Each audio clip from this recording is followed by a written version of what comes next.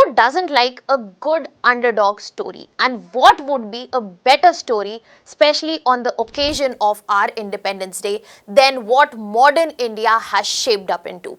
The greatest underdog story of the 20th and the 21st century in front of us. And this is clearly because India was never expected to succeed.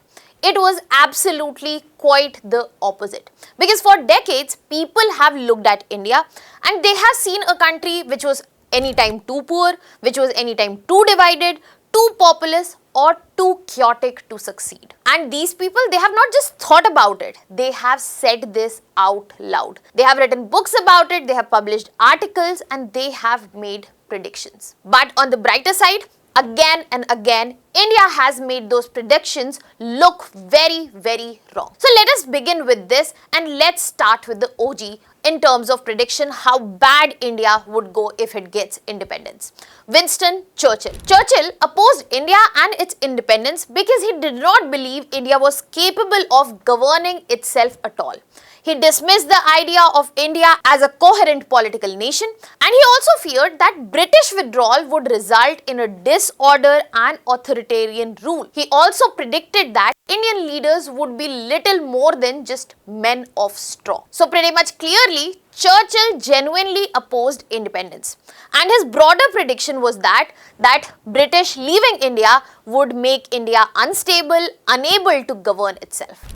Then what happened? Britain left and India did something almost absurdly ambitious. It became a democracy. Not eventually, immediately. In 1951-52, India conducted its first general election under universal adult franchisee.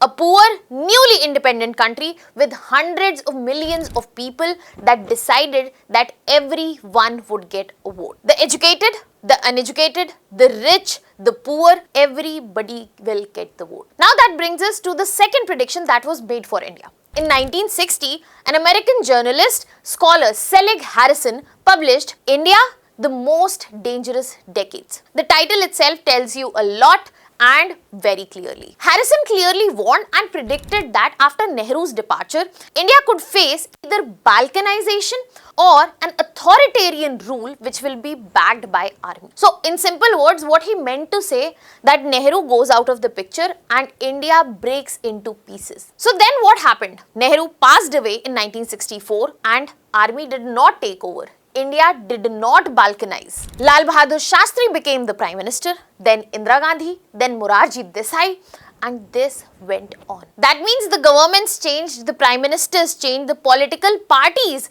they did split and they did collate, but at the end of the day, the balkanization, the army taking over, that did not happen. And India whole remained. So the prediction that said that India's democracy depended on just one man, the reality was very different, that the democracy was way bigger than just one person. But then the criticism changed. Fine, probably India could be democracy, but the question and criticism came about, can India feed its people? And this was a serious question, because when we were looking at India, India was facing severe food shortages in the 1960s and it depended heavily on the food imports. And that is when Paul Ehrlich also had something to say. In 1968, Paul Ehrlich published The Population Bomb. His argument was brutally pessimistic. He said human population was growing too fast, food production would not keep up with this, and mass starvation is coming up. And he used India as one of the central examples for this argument. Ehrlich predicted that the hundreds of millions of people would die from starvation in the 1970s. And this prediction was again targeted towards India. Now watch what India did. India could not immediately reduce its population, and it also did not wait for somebody else to come and rescue its country. It changed the agricultural technology. High-yielding variety seeds, irrigation, fertilizers, research, better agricultural practices were put in place, and the Green Revolution transformed the Indian agriculture. So the country that once feared chronic food shortages eventually became one of the world's major food producers itself. The prediction was India cannot feed its population, and the response was here, India will increase its food production. But even till date, the doomsday predictions for India, how India will collapse, by multiple people, countries, statesmen across haven't stopped. For example, in 1967, journalist Neville Maxwell published a famous assessment of Indian democracy. His conclusion was pretty much devastating. He concluded that the experiment of developing India with a democratic framework had failed. He even suggested that 1967 general election could be India's last and the army might eventually intervene. So this prediction, that is something that we have already heard. Think about it. 1967 was not the last election, but this election showed that how competitive Indian politics could become. The Congress, which was expected to run the nation and the state, lost power in several states. Regional political forces emerged and showed how much muscle remains in the region and how that can be the guiding beacon light of the politics in the coming years. The democracy, the competition might have made it a little messier, definitely more competitive, but the democracy still survives. Then came the biggest challenge yet, especially from the reference context of democracy, the emergency. 1975, Prime Minister suspended many democratic freedoms. Opposition leaders were arrested. The press faced censorship, and suddenly people who had predicted the collapse of Indian democracy seemed to have a point, that they knew what they were saying. Maybe this really was the end. But then came 1977. The elections, the result, the end of emergency and the black times. And the Indian voter, the undermined one, the unexpected one, did something extraordinary. They voted Indira Gandhi out. A sitting prime minister who had imposed the emergency lost power through election. That means democracy survived. The democratic system had been badly damaged, but the framework still intact, working on it. And then came another problem, which people said that developing country and keeping a democratic framework is not possible. That we have heard. But the problem actually this time was economic, money related, something that affects everybody. For decades, India had already struggled with low growth, foreign exchange constraints and heavily controlled economic systems. If you look at Gunnar Myrdal's Asian drama, that was also published back in 1960s itself, it was also deeply pessimistic about the development prospects of South Asia itself. His broader framework clearly portrayed that how poor Asian countries are trapped by structural obstacles to development.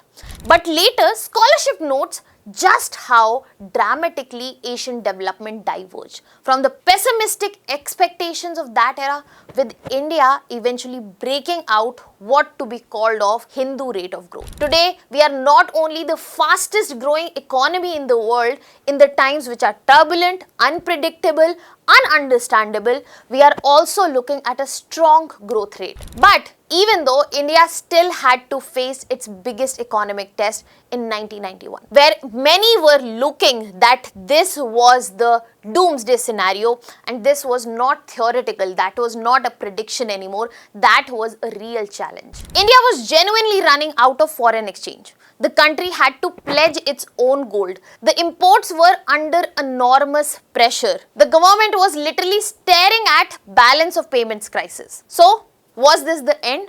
No. Did the economy fail? No. Did the balance of payment crisis kill the economy? No. In Parliament in July 1991, the crisis was being described in terms of how effectively India is being seen as bankrupt. And then came the response. India said, we are going to change. Economic liberalization was brought to front. Industrial delicensing was taken up, trade reforms were brought in, greater openness to foreign investment rather than being scared of it, and the economy was turned towards a clear new direction. So the crisis that could have ended into an economic collapse actually became the starting point of a transformation. Transformation which enabled the present phase that I was just talking about.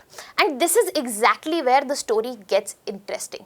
Because every time India solved one problem, another problem has been ready. And everybody has found another reason why India cannot succeed. They said too poor, India remained democratic. Too divided, India stayed together. Too many people, the Green Revolution transformed the food production. Too little economic freedom, 1991 changed the economic model. And since then, India has not only survived recession, India has survived wars, India has uplifted the global image. India stands in no better position it ever could have. And when we are looking at these, perhaps the most fascinating things about these predictions is not that they were turned wrong. The fact here is that they were not completely irrational. They were probably the logical, expected point of view. But the thing that we need to remember here is that yes, India was really an extraordinarily difficult country to govern. Think about the starting conditions. Hundreds of millions of people, mass poverty, communal violence, partition, economic drain, low literacy, hundreds of princely states, dozens of major languages,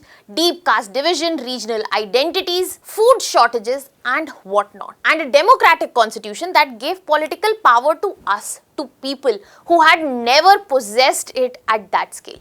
So from outside, the question was not what India will do. The question was, will India be able to do it? And now look at the country that was supposedly destined to fail. The doomsday have been predicted for India again and again. Yet it has conducted 18 Lok Sabha elections. The world's largest electorate continues to vote. India has become one of the world's largest economy, at present one of the fastest growing. And it has not only built companies which are globally competitive, India as a superpower has emerged. It has sent spacecraft to the moon, it runs one of the world's largest digital public infrastructures, and it has remained one country despite extraordinary degree of linguistic, religious, ethnic and religious diversity. Now does this mean every prediction about India was wrong? Of course not. There are problems, there are lacunae. India has failed also, and at multiple things. Poverty did not disappear overnight. We still can see it in front of us. Inequality still remains a problem. Institutions are visibly facing serious challenges. Communal violence still occurs. Economic crisis and unpredictable situations do come up and they do throttle the nation. But there's a very clear difference between saying India has serious problems and India cannot overcome its problems. That distinction is where the whole point lies. Because India's history is essentially a graveyard of predictions that treated temporary problems as permanent limitations on our country. Now that was all from my side on Independence Day. A very happy Independence Day to all of you. Thank you so much.